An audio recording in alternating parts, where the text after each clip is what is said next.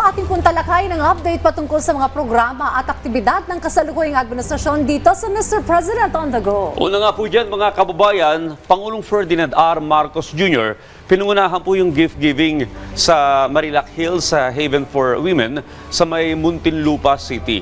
Sa pagsisimula nga po ng Christmas season ngayong buwan ng Disyembre, ay binisita ng ating Pangulo yung Marilac Hills, Haven for Women, kung saan namahagi ang Office of the President ng mga bigas, food packs, gamot, vitamins at iba pang mga supplies.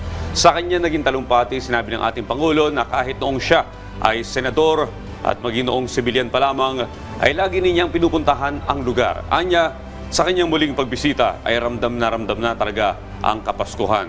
Ayon pa kay Pangulong Marcos Jr., nais niya na ang bawat Pilipino ay makaranas ng isang Merry Christmas ngayong taon.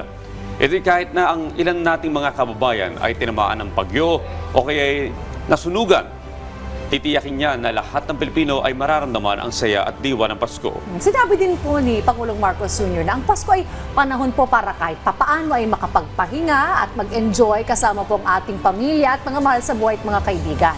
Nagpasalamat naman po ang Pangulo sa mga residente, lalo't higit ang mga bata na nagpaunlak po ng kanilang galing sa pagsayaw na lubos na ikinatuwa po ng ating Pangulo. Biro pa nga ni Presidente Marcos pagaling ng pagaling sa pag-perform ng taga Marilac Hills. In return, nag-perform naman po ang isang taus-pusong kanta ng pasalamat ang mga residente para kay Pangulong Marcos Jr. Kasama po ng ating Pangulo, si DSWD Secretary Rex Gatchalian at iba pang mga opisyals, pamahagi ng mga munting regalo sa mga residente ng Marilac Hills at Haven for Women. Tunay nga na sa ganitong mga pagkakataon ay ramdam na po natin ang diwa ng Pasko. At yan po muna ang update patungkol sa mga programa ng kasalukuyang administrasyon hanggang susunod ng Mr. President on the Go.